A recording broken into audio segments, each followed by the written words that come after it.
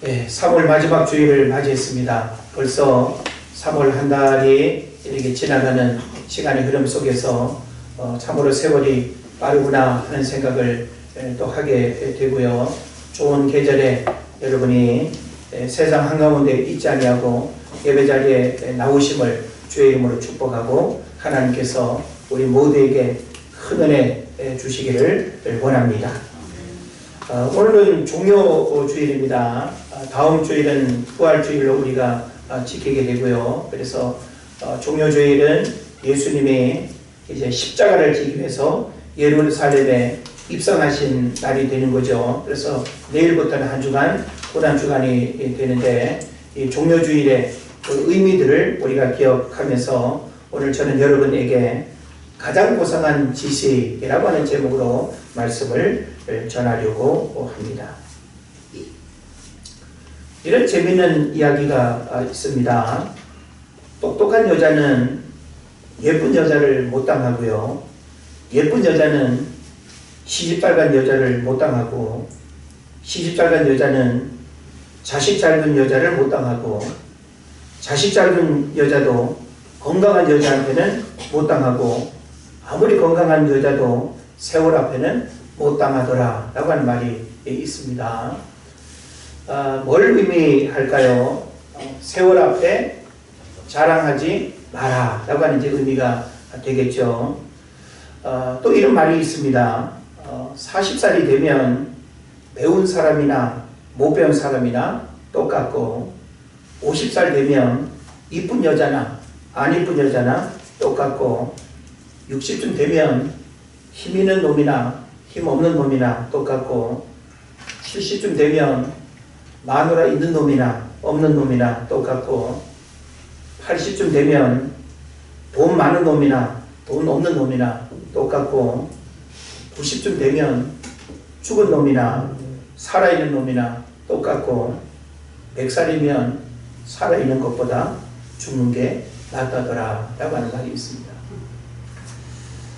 이 말은 뭘 우리에게 교훈할까요? 인생의 어느 시기라도 역시 자랑하지 말아라 라고 하는 겁니다. 오늘 자랑에 대한 부분을 이야기를 좀 해야 되겠습니다. 사람들은 자랑하기를 좋아하죠. 내가 자랑거리가 없이 누구를 만나는 것은 되게 초라하게 여겨지고 뭔가 자랑할 거리가 생기면 느닷없이 시간이 있어 좀 만날까 하면서 내게 일어난 자랑거리들을 서슴없이 이야기를 합니다.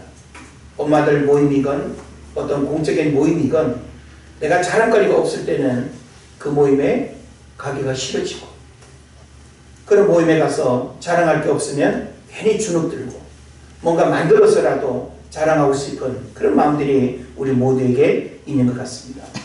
그래서 어찌 보면 사람들은 자랑하기를 좋아할 뿐만 아니라 어찌면 자랑하기 위해서 살아가는 것처럼 보이기도 합니다. 그래서 아이들도 만나면 자랑하죠. 나 학교에서 100점 받았어. 학교에서 선생님 칭찬 받았어.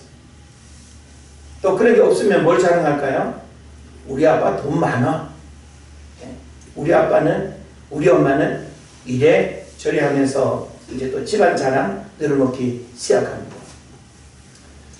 노인들은 별로 자랑할 게 없는 것 같은데 경로당에 노인들도 이렇게 모이면 자랑을 많이 늘어놓습니다. 뭘 자랑할까요? 왕년에 말이야 하면서 왕년을 자랑하고 또 우리 손자는 우리 아들이 말이야 그러면서 집안의 이야기들을 또 자랑하기를 좋아합니다. 모든 사람들은 너나 할 것 없이 내가 뭘 자랑할 수 있을까? 나는 뭘 자랑하면서 누구를 만날까? 하는 이런 자랑에 대한 말씀들이 참 많이 있습니다. 그래서 자랑할 게 많은 사람은 세상을 살아가는 일이 즐겁죠. 그래서 우리가 자랑하는 사람들의 그 자랑거리들을 우리가 들여다보면 넓은 집, 좋은 차, 특별한 신분과 직업, 또 남들보다 월등한 재력, 출중한 외모, 그리고 배경, 집안, 폭넓은 인간관계, 또 남다른 실력, 전문 지식, 외국어 실력, 특별한 기술, 열갈 수 없을 만큼 우리는 조금이라도 나보다 못한 사람 앞에서는 한 가지라도 자랑하면서 나는 너보다 낫다라고 하는 사실을 드러내기를 좋아하고 그것으로 만족하고 그것으로 살아가는 이유와 즐거움을 우리가 얻으려고 하는 이런 속성들이 우리 모두에게 있는 것입니다. 그런가 하면 또 부끄러운 자랑거리들도 있을 수 있죠. 밥 많이 먹는 걸 자랑한다든지 놀기 좋아하는 걸 자랑한다든지 잠 많이 자는 거, 드라마 보는 거 그런 걸 자랑한다면 그것은 좀 부끄러운 자랑거리일 수 있을 겁니다. 하여간 우리 모두는 이런저런 자랑들을 하기를 좋아한다는 것이죠. 그렇다면 여러분은 사람을 만날 때 무엇을 자랑하십니까? 여러분의 자랑거리는 무엇입니까? 우리는 사람 앞에 어떤 자랑하기를 좋아하십니까? 오늘 저는 이런 자랑에 대한 문제들을 언급하면서 사도 바울을 좀 우리가 만나기를 원합니다. 자, 사도 바울은 우리가 부러워할 만큼 자랑거리가 많은 사람이었습니다. 정말 부러워할 만큼. 그래서 사도 바울이 이 시대에 만약에 태어나서 우리가 그를 만날 수 있다고 한다면 아마 그와 견주기에 부끄러울 만큼 그의 학력, 그의 이력, 그의 모든 어떤 삶의 내용들을 우리가 들여다보면 사도 바울을 능가하는 그런 조건을 갖춘 사람이 많지 않습니다. 그런 면에서 사도 바울은 정말 자랑거리가 많은 탁월한 신분, 탁월한 능력을 가진 인물임에 틀림이 없다라고 하는 것이죠. 그래서 사도 바울이 무엇을 자랑하는지 오늘 성경에서 우리가 좀 들여다봐야 됩니다. 바울은 자신의 자랑의 문제를 열거한 후에 그 자랑에 머물지 아니하고 그 많은 자랑을 이야기한 다음에 또 다른 이야기를 하려는 의도로 오늘 본문을 기록하고 있습니다. 우리는 자랑에만 머물잖아요. 누구와 비교하면서 남들보다 조금 우월한 것들을 우리는 자랑하면서 기뻐하고 즐거워하죠. 그것으로 끝이에요. 거기에 나보다 더 뛰어난 사람이 있으면 괜히 주눅들고 그야말로 쫄고 그거 외에는 아무것도 없습니다. 그러나 사도 바울은 모든 사람들이 부러워할 만한 자랑거리들을 가지고 있고 그 자랑거리들을 열거한 이후에 그 자랑에 머물지 아니하고 사도 바울은 또 다른 이야기를 하고 싶어 하고 있다는 것입니다. 그래서 오늘 우리는 먼저 사도 바울이 무엇을 지금 자랑하고 있는지 사도 바울의 그 자랑거리 하나하나를 우리가 좀 들여다 봤으면 좋겠습니다. 자, 5절 말씀을 우리가 보게 되면 사도 바울이 뭘 자랑하는가 하면 내가 8일 만에 할례를 받았다. 이걸 자랑하고 있어요. 자, 할례가 뭔지 여러분 다 아시죠? 어린아이들도 다 이렇게 알고 있는데 자, 8일 만에 할례를 받았다.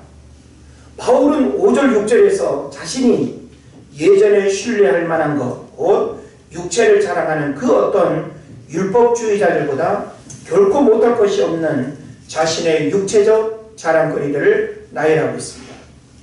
그래서 먼저 바울은 자신의 할례받은 사실을 지금 밝히고 있는데 이것은 자랑의 목적이 어디에 있는가 하면 히브리인의 정통성을 나타내는 요소가 되는 것이죠. 내가 8일 만에 할례를 받았다라고 하는 이것은 어떤 증표라는 거예요? 내가 히브리인이라고 하는 이 사실을 드러내는 그런 증표가 되는 거예요. 자, 그래서 유대인의 전례대로 바울은 할례를 받았습니다. 난지 8일 만에 할례를 받은 것은 율법에 따른 것이죠. 창세기 21장, 레위기 12장에 나오는데, 그래서 예수님도 난지 8일 만에 동일하게 할례를 받았습니다. 자, 여기서 우리가 할례를 이야기할 때 왜 태어난 지 8일 만에 할례를 했을까에 대한 의구심이죠. 아니, 한 1년이라도 좀 지난 쯤에, 아니면 뭐 한 10살이라도 좀 되었을 때, 아니면 청년 때에 할례를 해도 될 법한데, 그 아무것도 모르는 그 핏덩어리, 태어난 지 8일밖에 안 되는 아이에게 너무 가혹한 거 아니야? 라고 이렇게 우리가 생각할 수 있죠. 그런데 여기에는 놀라운 하나님의 신비가 있습니다. 오늘날 의학자들이 태어난 지 8일 만에 할례를 했다라고 하는 사실을 연구를 해보니까 어떤 특징이 있는가 하면, 태어난 지 8일 만에 할례를 하게 되면 피가 가장 적게 나고 고통이 가장 적고 그리고 가장 빨리 아문대요. 그러니까 난지 8일이라고 하는 이 숫자는 평범한 숫자가 아니라 우리 인간을 창조하신 하나님이 우리 인간의 고통, 그리고 우리가 불편할 수 있는 모든 것들을 최소화할 수 있는 그 시간대에 하나님이 할례를 하셨다는 거죠. 그래서 우리가 성경을 보게 되면 이와 같은 할례의 일들을 우리가 보게 되는데, 모든 유대 율법주의자들이 다 8일 만에 할례를 받은 것은 아니다라고 하는 거예요. 그러니까 기본적으로 유대인들은 할례를 받지만 모든 유대인들이 난지 8일 만에 할례를 받는 것은 아니라는 거예요. 그래서 틀림없이 이들 중에 얼마는 이방 세계로부터 개종한 사람들이 있었을 거고요. 따라서 그 사람들은 나온 지 8일 만에 할례를 받은 것이 아니라 성인이 된 후에 할례를 받았다고 볼 수 있겠죠. 그래서 이런 측면에서 볼 때 율법을 따라서 난지 8일 만에 할례를 받은 바울 자신은 그들보다 분명 더 우월한 입장에 있게 되는 겁니다. 그래서 바울은 본문을 통해서 유대교로 개종하여 할례를 받은 이방인과는 달리 난지 8일 만에 할례를 받은 혈통적으로 흠없는 유대인이라는 것을 강조함으로써 할례를 내세우는 율법주의자들보다 이 점에 있어서는 자신이 더 우위에 있음을 밝히려는 것입니다. 그러니까 자랑할 만하죠. 똑같이 할례를 받았는데 성인이 된 후에 할례를 받은 사람과 태어난 지 8일 만에 할례를 받았다라고 하는 것은 비교가 되는 거예요. 그러니까 까불지 마. 나는 8일 만에 할례 받은 사람이야. 이것은 그렇지 않은 사람에게 있어서는 자랑거리가 되는 그런 우월감의 문제가 된다는 것이죠. 그 다음에 이어지는 말씀 보면 이스라엘의 족속이요라고 하는 것을 자랑하고 있습니다. 뭐라고요? 네. 큰 소리를 합시다. 이스라엘의 족속이요? 이스라엘의 족속이요. 예. 자, 이스라엘의 족속이라고 하는 사실을 지금 사도 바울이 자랑으로 또 이야기를 하고 있는 거예요. 자, 바울이 여기에서 이스라엘 족속임을 밝히는 것은 그가 순수한 이스라엘 혈통을 가진 사람, 곧 선민이며 언약 백성이라는 사실을 강조하기 위함입니다. 자, 기본적으로 유대인들은 선민 사상이 굉장히 강하잖아요. 선택받은 민족이라고 하는 이 사실에 대한 그 자부심이 굉장히 강한데, 여기서 이스라엘 족속이라고 하는 것은 평범한 이스라엘 족속이 아니라 그 중에서도 바로 아브라함의 후손이라고 하는 사실. 그래서 출애굽한 이스라엘 백성들이 이제 신앙 공동체를 이렇게 이루게 될 때 이스라엘이라고 하는 이 공동체는 혈연 공동체가 아니라고 하는 사실을 제가 말씀드렸죠. 혈연 공동체가 아니라 신앙 고백 공동체예요. 그래서 우리가 성경을 보게 되면 출애굽 과정 속에 허다한 잡족들도 이스라엘 공동체에 함께 속해서 하나님의 백성으로서의 삶을 이렇게 살아가는 것을 보게 됩니다. 그러면 허다한 잡족들이 이스라엘에 속한 백성이라 할지라도 순수한 혈통이라고 하는 측면에서 보면 분명히 다르겠죠. 그래서 바로 지금 이 사도 바울은 그들과 비교할 수 없는, 다시 말하면 아브라함의 후손이라고 해서 다 언약의 백성이 되는 것도 아니라고 하는 거예요. 얘기는 뭘까요? 아브라함은 하나님이 약속의 자녀로 주신 아들이 있고, 그죠? 약속의 자녀가 아닌 자식도 있는 거예요. 하갈을 통해서 이스마엘이 태어났죠. 그도라를 통해서 여러 명의 자식들이 또 태어났어요. 그러니까 아브라함으로부터 태어난 자식이라 할지라도 진짜 축복의 자녀는 누구예요? 이삭의 혈통과 계보를 이어가는 그 자손이 진정한 이스라엘이라는 거예요. 그러니까 여기에도 벌써 이렇게 차이가 나는 것을 우리가 생각해 볼 수 있습니다. 예.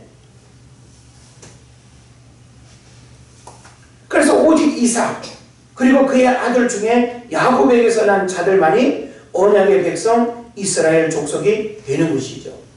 그런 맥락에서 바로 지금 이 사도 바울은 자신이 난지 8일 만에 할례를 받았다는 사실뿐만 아니라 이스라엘의 족속이라고 하는 이 사실도 그가 자랑으로 이야기하고 있는 것입니다. 그리고 또 한 가지는 베냐민의 지파요라고 하는 이것을 자랑하고 있습니다. 베냐민의 지파라고 하는 것이 과연 뭘 의미하고 있을까요?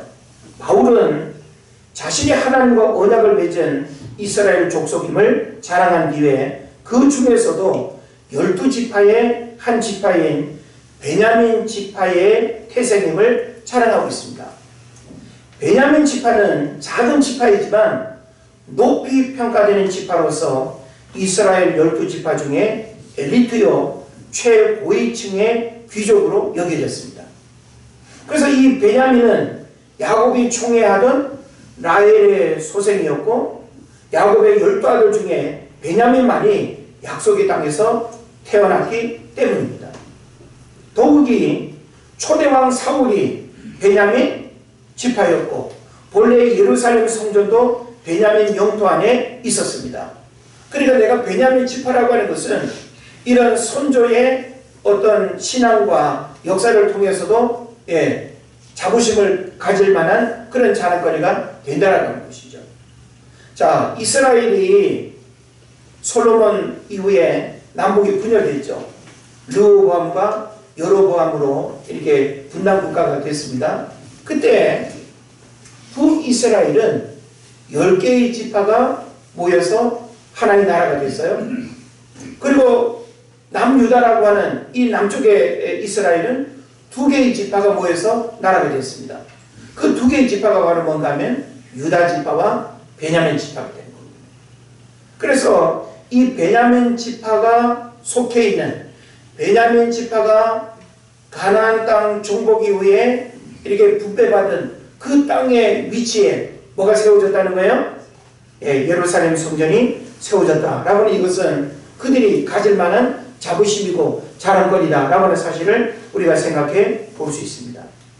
그리고 이 베냐민 지파는 군대의 요직을 맡았던 적이 많았고 이 지파는 이스라엘이 남북왕국으로 나누어진 후에 유다와 함께 재건된 이스라엘 즉 남유다에 속하였고 포로 귀환 이후에는 유다 지파와 더불어서 성전 재건의 주축 세력으로 활약하기도 했습니다.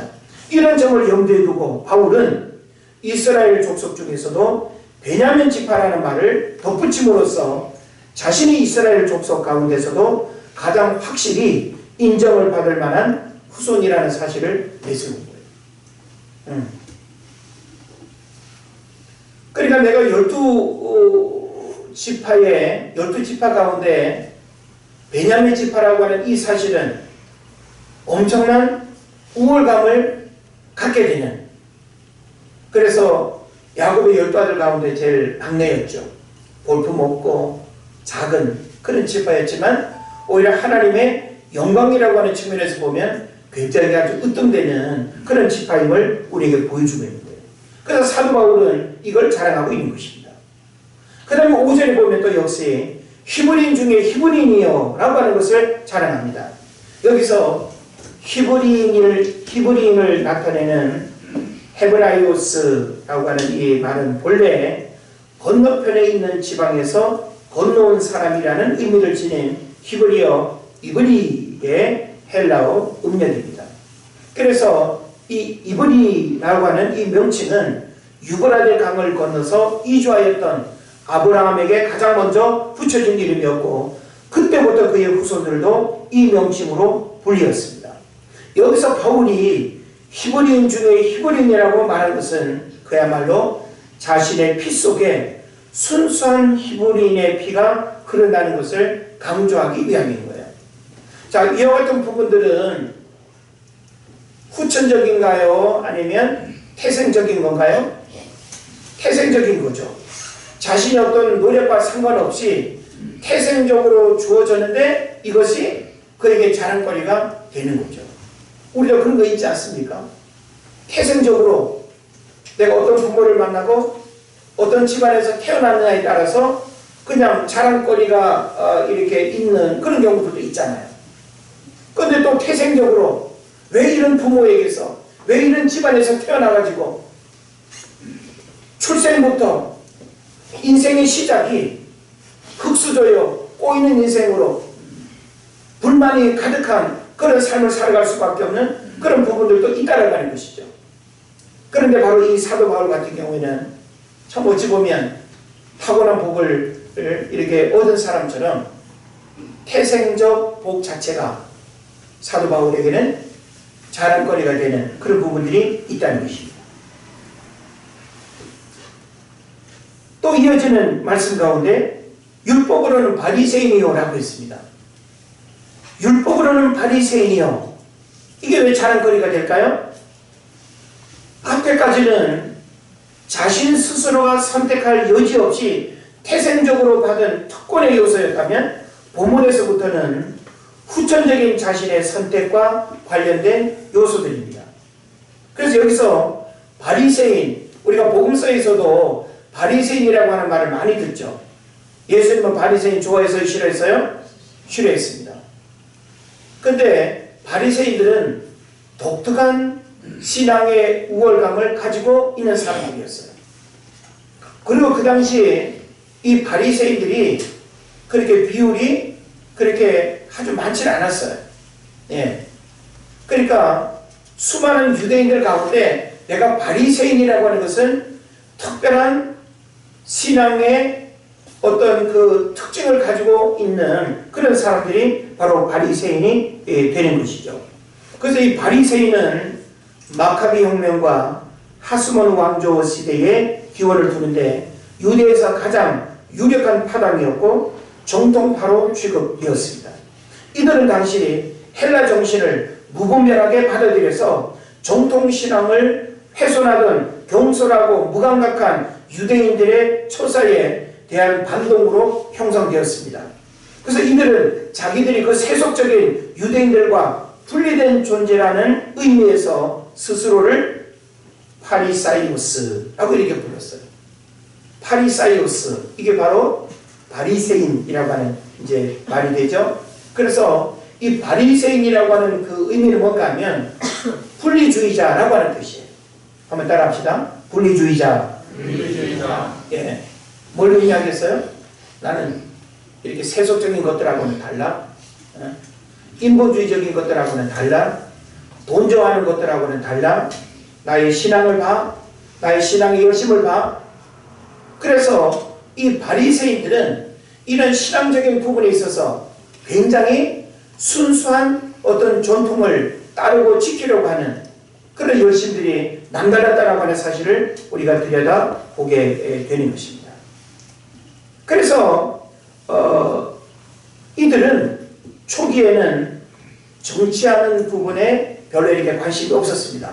그러나 시간이 지나면서 종교적 순수성을 지키고자 하는 이런 선한 동기를 가질 뿐만 아니라 다른 부분에도 이렇게 관심을 가지면서 그들의 어떤 순수함의 어떤 동기와 열정들이 이렇게 왜곡되고 변질되는 그런 부분들을 우리가 보기도 하는 것이죠. 자, 그 다음에 또 우리가 살펴볼 것은 열심으로는 6절이 되겠죠. 열심으로는 교회를 핍박했다 그랬습니다. 교회를 핍박한 게 지금 사도 바울에게 또 하나의 자랑거리라는 겁니다. 자, 우리 입장에서 보면 교회를 핍박한 게 왜 자랑거리일까? 근데 우리가 사도 바울을 우리가 이해하기 위해서는 다메섹 사건을 여러분이 중요하게 깨달아야 되죠. 다메섹 이전과 이후는 사도 바울이 전혀 다른 삶을 살았던 인물이에요. 그러니까 적어도 사도 바울이 다메섹 사건 이전에는 오늘 지금 제가 여러분에게 말씀드린 이와 같은 것들이 다 뭐예요? 자랑거리인 삶을 살았다는 거예요.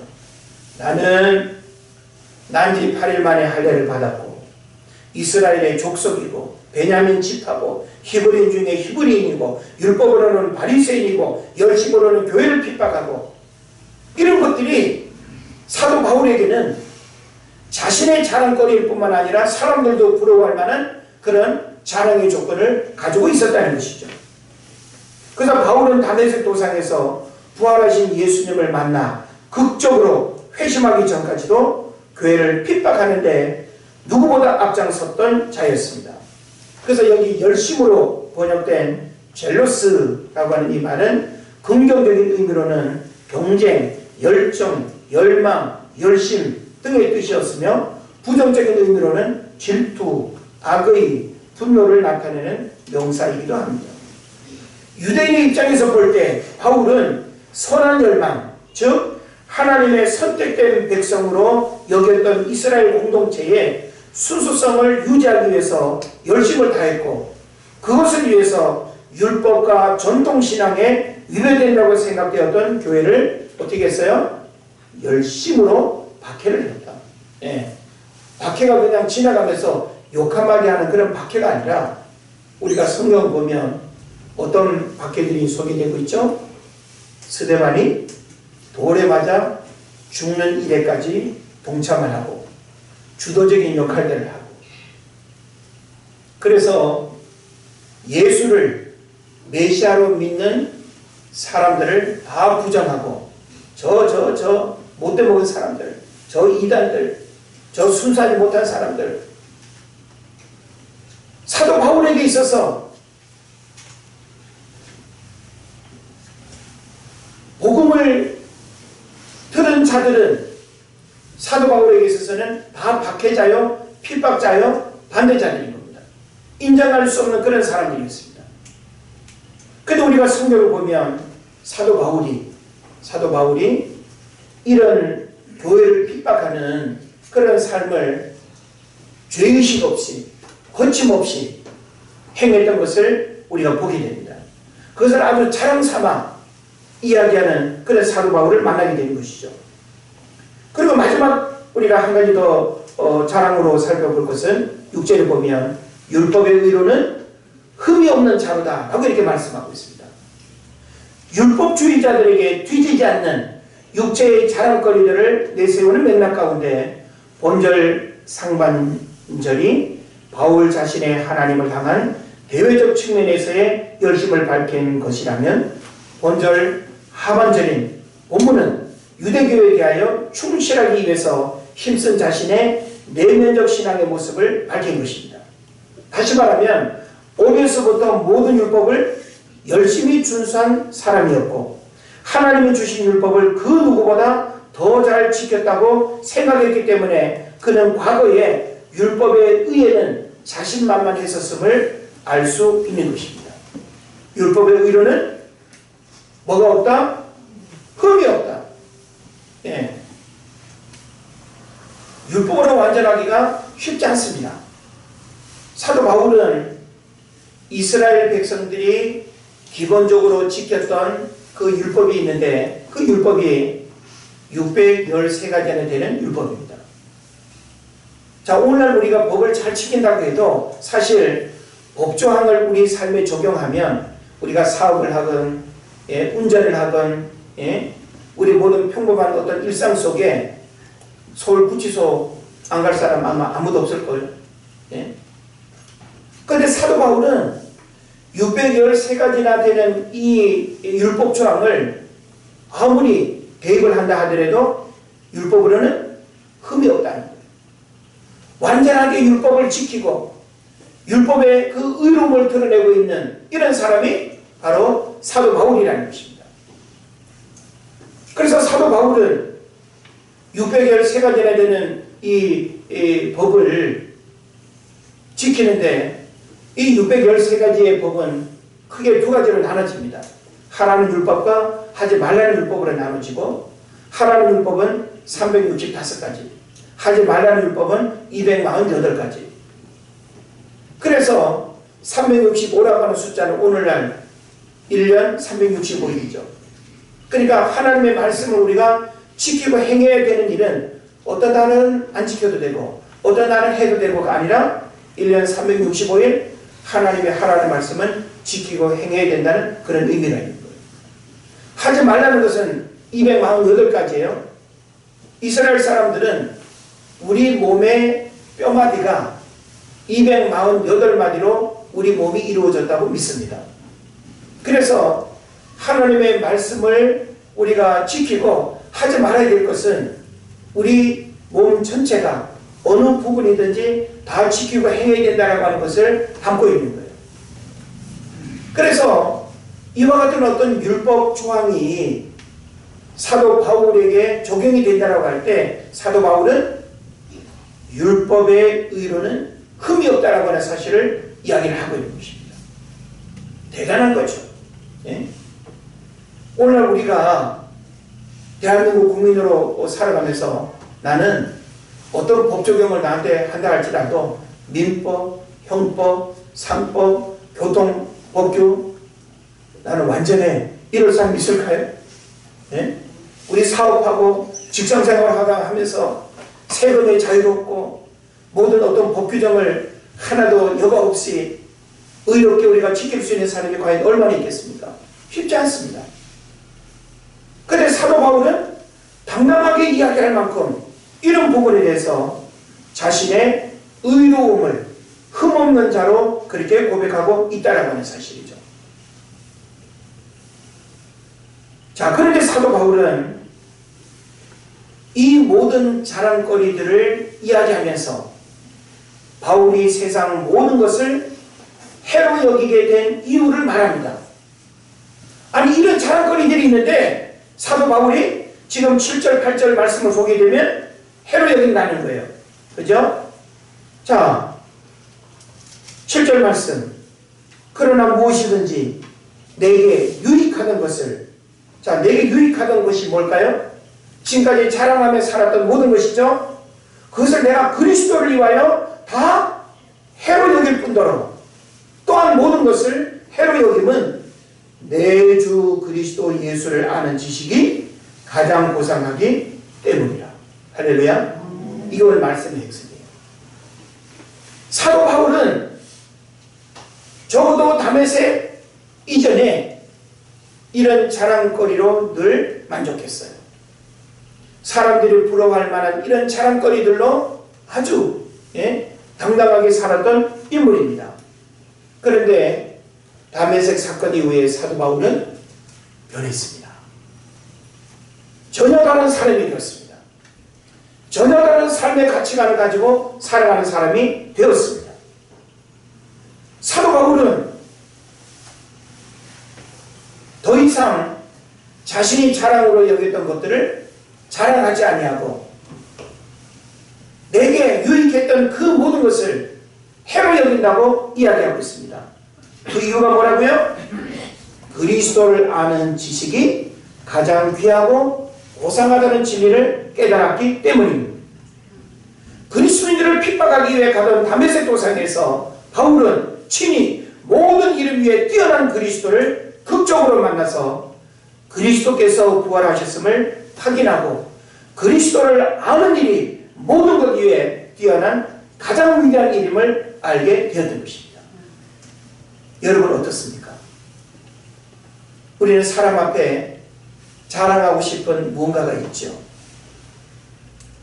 내가 누굴 만나면 이걸 자랑하고 저 사람 만나면 이걸 자랑하고 싶고 그 사람 만나면 그걸 자랑하고 싶고 이런 욕망들이 우리에게 다 있습니다. 그런데 우리는 그 어떤 자랑보다 뭘 자랑해야 될까요? 예수 그리스도를 아는 그 고상한 지식을 우리가 자랑하고 그것 때문에 내가 자랑했던 모든 것을 해로 여길 수 있는 여러분 되시기를 축복합니다. 사도 바울은 예수 그리스도와 십자가 외에 자랑할 게 없다고 했습니다. 예수 그리스도와 십자가 외에 자랑할 게 없다. 아니, 이렇게 자랑할 게 많았는데 그 자랑했던 거 다 어디에 갔습니까? 사도 바울은 내가 지금까지 자랑했던 이 모든 것이 예수 그리스도를 아는 이 고상한 지식을 내가 경험한 후에는 뭐로 여겼다? 배설물로 여겼다고 이야기하고 있습니다.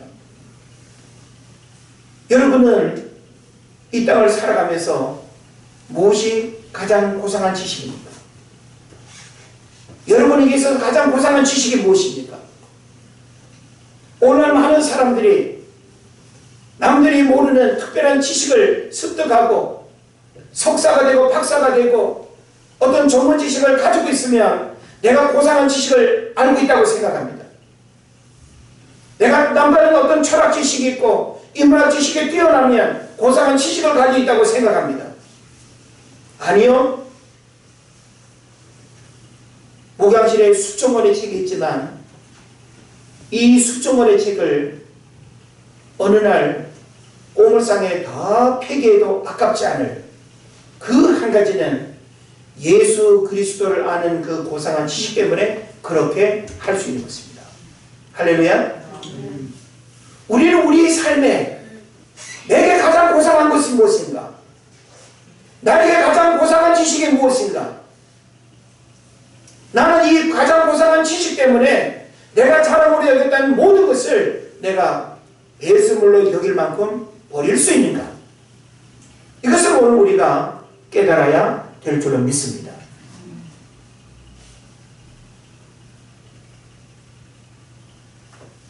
여기서 아는 지식으로 번역된 그노시스라고 하는 말은 대상에 대한 직접적인 교제 혹은 본질적인 깨달음을 의미하는 단어입니다. 따라서 그리스도 예수를 아는 지식이란 그리스도 예수와 관계없던 바울이 그와의 깊은 관계 속으로 뛰어들어서 그와 깊이 있는 밀접한 교제를 나누고 그가 누구인지 본질적으로 깨닫게 된 것을 말하는 것입니다. 그 지식으로 그는 그리스도 안에 있다는 것이 무엇인지 알게 되었고 그 이후에 그의 평생의 삶은 그리스도 예수 안에 있는 삶을 살게 된 것입니다. 우리는 예수 그리스도를 아는 그 지식이 가장 고상하다라고 하는 사실을 알기 때문에 우리는 모든 것을 다 내려놓을 수 있습니다.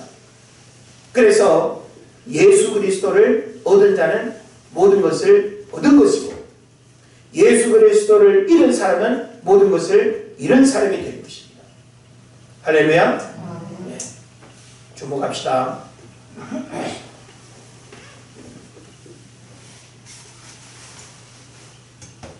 우리는 이 가장 고상하다라고 하는 이 표현을 잘 이해해야 됩니다. 가장 고상하다라고 하는 것이 눈에 보여지는 어떤 이미지로서의 아름다움을 말하는 것이 아니라 여기서 가장 고상함으로 번역된 이 단어는 그리스도를 아는 지식이 모든 것 이외에 존재하는 가장 고상한 궁극적 가치가 있음을 나타내기 위해서 이 단어가 사용되었습니다. 그래서 핸드릭슨이라고 하는 분은 요 가장 고상하다라고 하는 말을 이렇게 표현하고 있어요. 솟아오르는 태양 앞에서 모든 별이 꼬리를 감추듯이 그리고 크고 값진 진주 앞에서 모든 보석들이 광채를 잃어버리듯이 바울에게 있어 내 주 그리스도 예수와의 깊은 교제 앞에서 그 밖에 모든 것들은 빛을 잃었다라고 갈파한 것입니다. 예수 그리스도를 마음속에 품은 사람은 어떤 것도 부러워하면 될까요? 안 될까요? 안 돼요. 왜? 예수 그리스도를 얻은 사람은 모든 것을 얻은 것과 같기 때문에 세상 사람들이 소유하고 누리고 살아가는 그 어떤 것을 우리가 부러워할 이유가 없는 것입니다. 오늘 우리의 문제는 뭘까요? 가장 고상한 지식에 대한 신앙 고백이 없다는 거예요. 끊임없이 눈에 보여지는 세상 사람들이 추구하는 그 고상한 지식만을 따라가고 있어요. 예? 내가 공부 좀 더 하면, 내가 책 좀 더 많이 읽으면, 내가 이분하게 뭔가 조예가 깊으면 고상한 지식을 여러분 가지고 있는 거예요? 아니요. 이 땅에 출판된 수많은 지식을 여러분이 다 알고 다 읽었다더라도 예수 그리스도를 아는 그 고상한 지식과는 비교할 수 없는 것입니다. 할렐루야. 그러므로 우리가 하나님을 예배하고 끊임없이 그 하나님의 거룩한 임재를 사모하고 성경을 읽고 묵상하고 쓰고 읽기를 원하는 이유가 뭐예요? 그 고상함을 내 것으로 만들기 위해서요. 오늘 많은 사람들이 신앙의 모든 것이 다 고상한 걸로 생각해요. 아니에요. 여러분, 성경을 10번, 20번, 100번 통독하면 그것 때문에 여러분 고상한 거예요? 신학교를 졸업했으면 고상합니까? 신학박사면 고상한 지식을 가진 거예요? 그거는 머리에 담겨있는 인간적인 지식이에요. 가장 고상한 지식은 그런 학벌, 그런 일반적인 지식과 상관없습니다. 가장 고상한 지식이라고 하는 것은 뭔가 하면 나를 구원하신 그 주님을 알고 그 주님이 내 삶 가운데 찾아오셔서 친히 말씀하시고 깨닫게 하시고 위로하시고 힘을 주시고 나에게 진정한 축복이 무엇인가를 깨닫게 하시고 그 하나님이 내 생명의 주님을 알고 고백하는 이것이 가장 고상한 지식임을 여러분 믿으시길 바랍니다. 이 지식을 잃어버리면 안 되는 거예요. 이 지식이 변절되면 안 되는 거예요. 이 지식에 끊임없이 우리 삶 가운데 고백되어져야 될 줄로 믿습니다. 마지막 8절 9절 말씀을 우리가 살펴보면 본절 하반절과 9절 상반절은 바울이 그리스도를 위하여 모든 것을 잃어버리고 배설물로 여기는 이유가 첫째는 그리스도를 얻고자 하는 목적 때문이고 둘째는 그분 안에서 발견되고자 하는 목적 때문임을 보여줍니다. 바울은 바로 그리스도의 그 놀라운 것들을 얻기 위해서 다른 모든 것을 잃어버린 것입니다. 바울은 권력이나 특권, 명성이나 지위를 얻는 것보다 그리스도를 얻는 것이 보다 더 가치 있는 일임을 깨달았다는 것이죠. 그래서 바울은 세상은 다 잃을지언정 그리스도는 포기할 수 없다는 확고한 의지를 가지고 있었던 것입니다. 여러분, 아무리 여러분이 세상에 많은 지식을 습득했다 하더라도 예수 그리스도를 아는 이 고상한 지식을 알지 못하고 경험하지 못하고 이 지식을 모르고 여러분이 살아간다면 세상에서 어떤 자들일까요? 가장 불쌍한 자들이다. 할렐루야. 오늘 우리는 종료주의를 맞이했습니다. 2년 같으면 보통 종료주일에 어떤 메시지를 전했을까요? 예수님이 나귀새끼 타고 예루살렘 입성하는 이야기, 그 내용 모르시는 건 아니죠? 그 이야기를 여러분 또 듣기를 원하시나요? 저는 그 이야기가 더 이상 들어서는 안 될 메시지를 말하는 것이 아니라 이 종료주일에 예루살렘에 입성하시는 그 주님을 열광하고 환호하고 겉옷을 벗어 길 위에 깔고 종려나무 가지를 꺾어서 흔들던 그 사람들이 과연 예수 그리스도를 아는 이 고상한 지식을 가진 사람들일까요? 어찌 보면 우리도 환호하는 그들과 다를 바 없는 인간적 예수로만 이해하고 내 문제의 해결만 해주는 그 예수로만 이해하고 열광했던 사람들이라고 한다면 가장 고상한 지식을 모르는 사람들이에요.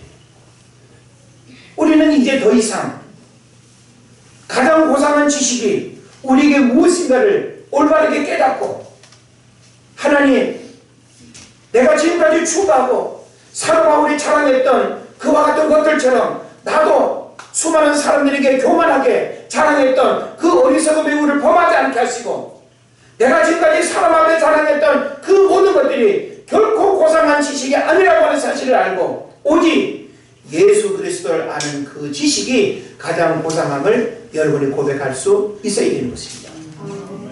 나를 위하여 십자가에 못 박혀 죽으신 그 주님을 알고 십자가의 고난과 의미를 아는 사람만이 가장 고상한 지식을 소유한 사람인 것입니다. 종종 주일에 우리는 가장 고상한 지식이 무엇인가라고 하는 사실을 단순히 어떤 사건의 내용을 이해하는 수준에서 머무는 것이 아니라, 우리는 예수 그리스도 그분이 왜 예루살렘에 입성하셨고, 왜 십자가에 못 박혀 죽으셔야 했고, 왜 우리는 그 주님을 열광하고 환호하고 환영해야 되는지, 우리는 그분의 우리 육신의 문제를 해결해 주는 것 때문에가 아니라 우리를 구원하기 위해서 이 땅에 오신 메시아라고 하는 사실 때문에, 그것이 바로 우리에게 있어서 가장 고상한 지식임을 알고 이것을 선포하며 고백하시기를 바랍니다. 오늘날 세상으로는 고상한 지식을 가진 사람이 많습니다. 잘난 사람, 잘난치 않은 사람, 가진 사람, 자랑하기 좋아하는 사람 많습니다. 그런데 여러분, 제가 지금 여러분에게 말씀드리는 이와 같은 고상한 지식을 자랑하는 사람들이 얼마나 될까요? 이게 문제인 것입니다. 신앙적으로 고상한 지식을 가진 사람이 많지 않습니다. 바라기는 여러분이 무엇과 바꿀 수 없는 구원자 예수 그리스도를 아는 지식이 가장 고상한 지식임을 알고 날마다 선포하며 살아가시기를 주의 이름으로 축원을 드립니다. 기도하겠습니다.